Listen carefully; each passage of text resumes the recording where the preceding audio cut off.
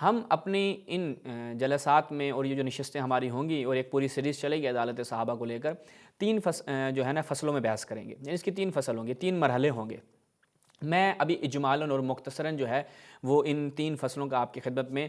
خلاصہ عرض کرتا ہوں۔ سب سے پہلی جو فصل ہے جس میں ہم خود اس لفظ صحابہ، امام میں جو لفظ صحابہ استعمال کیا جاتا ہے اس کے حوالے سے بحث کریں گے کہ لغت میں اور محدثین کی اصطلاح میں لفظ صحابہ کا کیا معنی ہے۔ چونکہ اہل سنت کے ہاں جب بھی ہم عدالت صحابہ کے موضوع پہ بحث کرتے ہیں تو دیکھتے ہیں کہ ایک اصولیین کی اصطلاح ہے کہ اصولیین لفظ یعنی ہر علم کے اندر اس کو بحث کی گئی ہے۔ اصولیین کے ہاں صحابہ کے حوالے سے کیا بحث کی گئی ہے، اس کی تعریف کیا کی گئی ہے۔ اور اسی طرح ہم محدثین کے ہاں بھی آتے ہیں کہ محدثین کے ہاں صحابہ کی یہ ایک صحابی کی کیا تعریف کی گئی ہے۔ اچھا جی، یہ نہایت ہی دلچسپ اور نہایت ہی مفید بحث ہے، ٹھیک ہے۔ اور آپ جب اس کو خود بھی سنیں گے آپ کو ایک دفعہ ہنسی آئے گی کہ ان کا اتفاق نہیں ہے،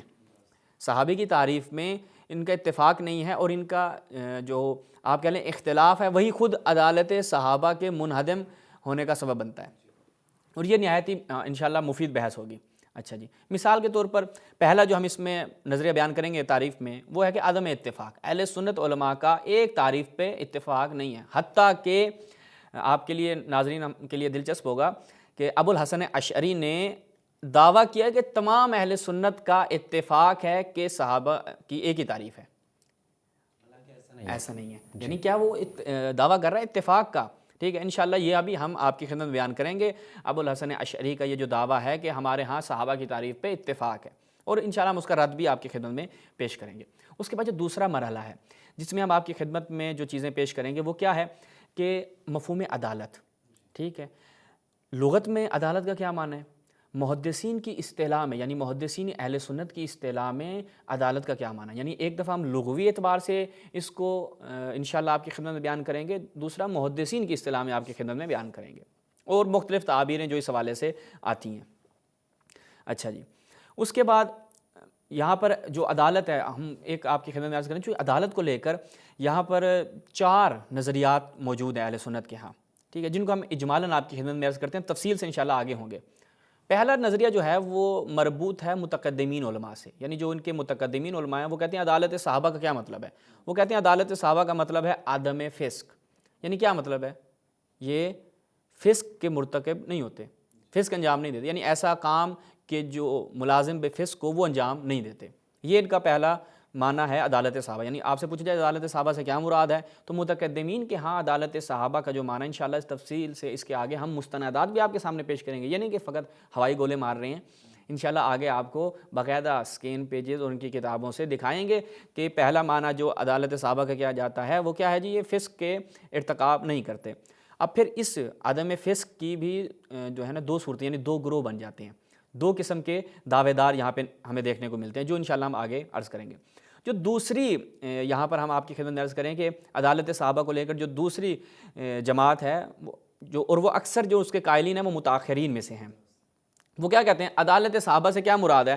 کہ یہ رسول اللہ پر جھوٹ نہیں باندھتے، ٹھیک ہے۔ فرق کیجئے گا، آج متاخرین میں اور خود معاصرین میں بھی بہت سے اس طرح کے ہمیں قائلین نظر آتے ہیں، وہ یہ کہ بھئی ہمارے ہاں عدالت صحابہ کیا مطلب ہے۔ ایک دفعہ کوئی کالر بھی آئے تھے، انہوں نے بھی کہا تھا کہ عدالت صحابہ کا مطلب یہ ہے کہ جب کوئی صحابی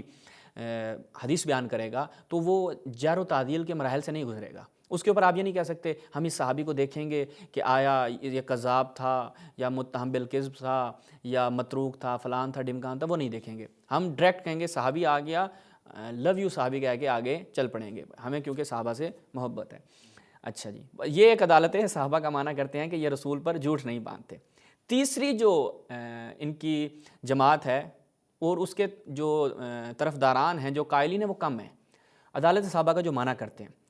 وہ کہتے ہیں کہ صحابہ جب مرگ کے قریب آتے ہیں یعنی مرنے کے وقت، حالت اعتذار آپ اس کو کہہ لیں، اس وقت عدالت صحابہ سے ہماری مراد یہ ہے کہ مرنے کے وقت یہ خدا کی رضائیت کے حقدار قرار پاتے ہیں،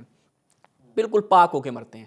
عدالت صحابہ سے ہماری یہ مراد ہے۔ یعنی جب ان کی ڈیتھ کا وقت قریب آتا ہے تو ان کے سارے گناہوں کی سب کی چھانٹی ہو جاتی ہے اور یہ بالکل پاک و صاف ہو کر خدا کی بارگاہ میں جاتے ہیں، یہ اس کے قائلین نہایت کم ہیں۔ چوتھی جو آپ کی خدمت میں عرض کریں کہ جماعت ہے اور چوتھا جو گروہ ہے جو عدالت صحابہ کا معنی کرتا ہے وہ کہتا ہے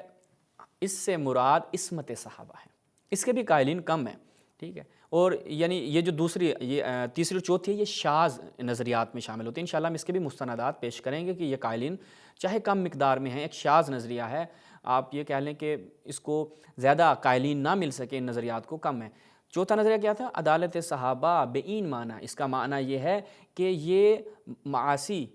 جو ہے معصیت کار نہیں ہوتے، معصیت سے اجتناب کرتے ہیں، معصیت کار نہیں ہوتے، گناہ نہیں کرتے، یعنی وہی معصوم ہیں جی، صحابہ سارے کیا ہیں؟ معصوم ہیں۔ تو یہ چار ان کے ہاں نظریے پائے جاتے ہیں عدالت صحابہ کو لے کے۔ انشاءاللہ ایک ایک کر کے ہم ان کی جو ہے ان کو